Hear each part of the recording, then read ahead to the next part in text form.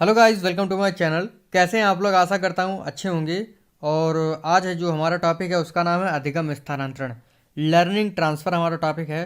तो इसके बारे में बात होगी। चैनल पर अगर आप पहली बार आए हैं, चैनल सब्सक्राइब कर लीजिएगा, बेल आइकन दबा दीजिएगा, जिससे कि आपको नए वीडियोज़ की नोटिफिकेशन समय से मिलती रहे।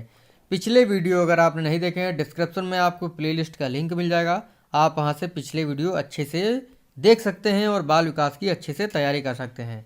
ठीक है। देखिए, टेट का एग्ज़ाम देने जा रहे हैं या सुपर टेट देने जा रहे हैं या सी टेट देने जा रहे हैं, सभी के लिए ये वीडियो महत्वपूर्ण है। तो शुरू करते हैं आज का टॉपिक। देखिए, अधिगम स्थानांतरण लिखा हुआ है। अधिगम स्थानांतरण से तात्पर्य पहले सीखे गए कौशल का वर्तमान कौशल पर प्रभाव पड़ना ही अधिगम स्थानांतरण है। जैसे लिखा है, ट्रक चलाने में सीखा गया कौशल कार चलाने की प्रक्रिया को प्रभावित करता है। मैं आपको थोड़ा समझाता हूँ कि अधिगम स्थानांतरण क्या होता है। जैसे मान लीजिए ए कोई सिचुएशन है जिसमें हमने कुछ सीखा और बी दूसरी सिचुएशन है।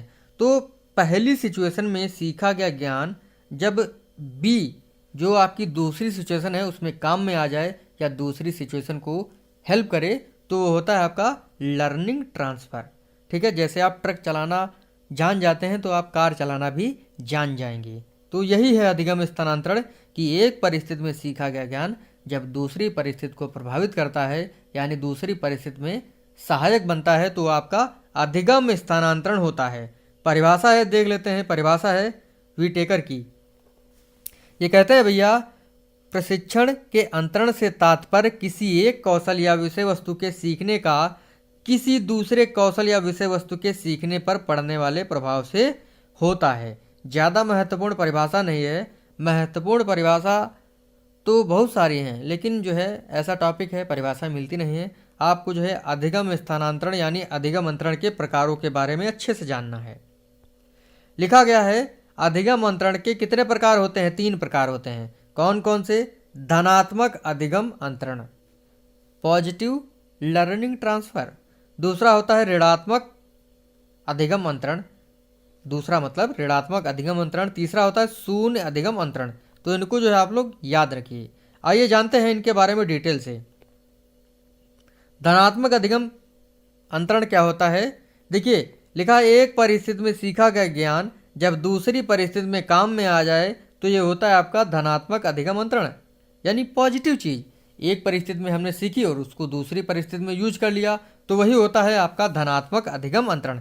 जैसे हिंदी भाषा का ज्ञान जो है भोजपुरी भाषा को सीखने में जब यूज आ जाए तो ये होगा आपका धनात्मक अधिगम अंतरण।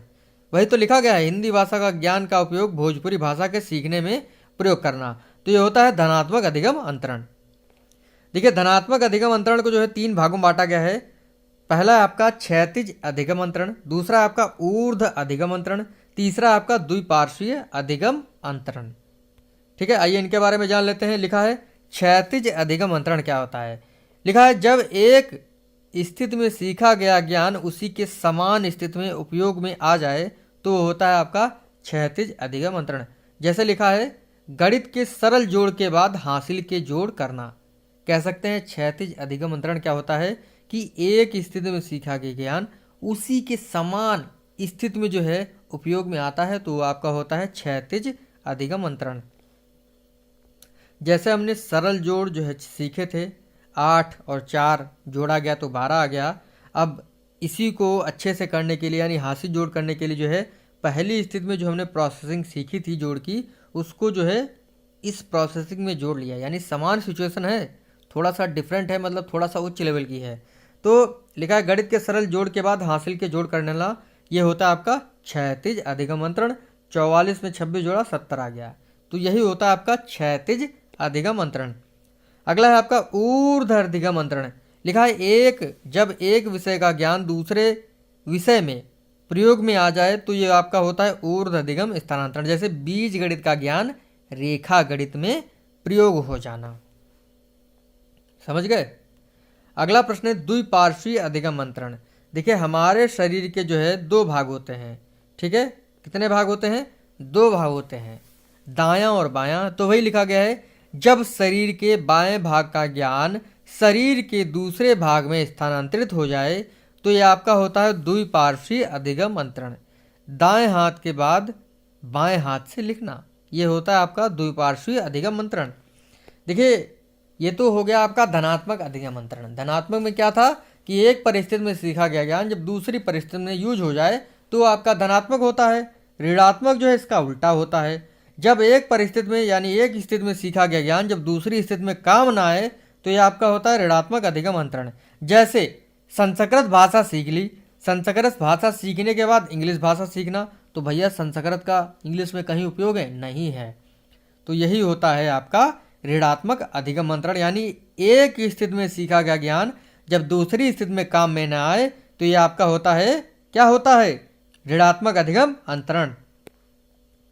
अगला है आपका शून्य अधिगम अंतरण। लिखा है जब एक स्थिति में सीखा गया ज्ञान दूसरी स्थिति में ना तो सहायक बने और ना ही बाधक बने तो ये होता है आपका अधिगम, कौन सा स्थानांतरण? शून्य अधिगम स्थानांतरण। जैसे रहीम के दोहे के बाद कबीर का दोहा पढ़ना, ये होता है भाई रहीम के दोहे का कोई और अर्थ है और कबीर के दोहे का कुछ और अर्थ है, तो ये आपका होता है शून्य अधिगम स्थानांतरण। यानी एक स्थिति में सीखा गया ज्ञान जब दूसरी स्थिति में ना तो सहायक हो और ना ही बाधक बने तो ये आपका होता है अधिगम स्थानांतरण। कौन सा? शून्य अधिगम स्थानांतरण। तो ये तो होता है अधिगम स्थानांतरण के प्रकार। अब अधिगम स्थानांतरण के कुछ सिद्धांत हैं, ज़्यादा नहीं जानना है, केवल उनके नाम और उनके प्रतिपादकों के बारे में आपको रट लेना है। लिखा है समान तत्व का सिद्धांत किसने दिया? थॉर्नडाइक महोदय ने। सामान्यीकरण का सिद्धांत किसने दिया? C.H. जड ने। सामान्य व विशिष्ट तत्व का सिद्धांत किसने दिया? स्पीयरमैन ने। तो इस चीज़ को ध्यान रखिएगा, एक बार याद कर लीजिए आंख मीच करके, आंख बंद करके याद करिए। समान तत्व का सिद्धांत किसने दिया भैया? थॉर्नडाइक ने। सामान्यीकरण का सिद्धांत किसने दिया? C.H. जड ने। सामान्य व विशिष्ट तत्व का सिद्धांत किसने दिया है? स्पीयरमैन ने। तो ये आपका जो छोटा सा टॉपिक था यहीं पर समाप्त होता है। अब आपके लिए जो है कुछ प्रश्न हैं। पहले प्रश्न है एकदम, समान तत्व का सिद्धांत जो है किसने दिया है? किसने दिया भैया समान तत्व का सिद्धांत? रास ने, जड ने, थॉर्नडाइक ने, रूसो ने। तो सभी को पता है थॉर्नडाइक महोदय ने दिया है। अगला है रहीम के दोहे के बाद कबीर के दोहे पढ़ना, कौन सा अधिगम अंतरण होगा? शून्य अधिगम अंतरण, धनात्मक अधिगम अंतरण, ऋणात्मक अधिगम अंतरण या क्षैतिज अधिगम अंतरण? रहीम के दोहे के बाद कबीर के दोहे पढ़ना या इसको उल्टा कर लें, कबीर के दोहे के पढ़ने के बाद रहीम के दोहे पढ़ना, तो ये किस प्रकार का अंतरण होगा? शून्य अधिगम अंतरण।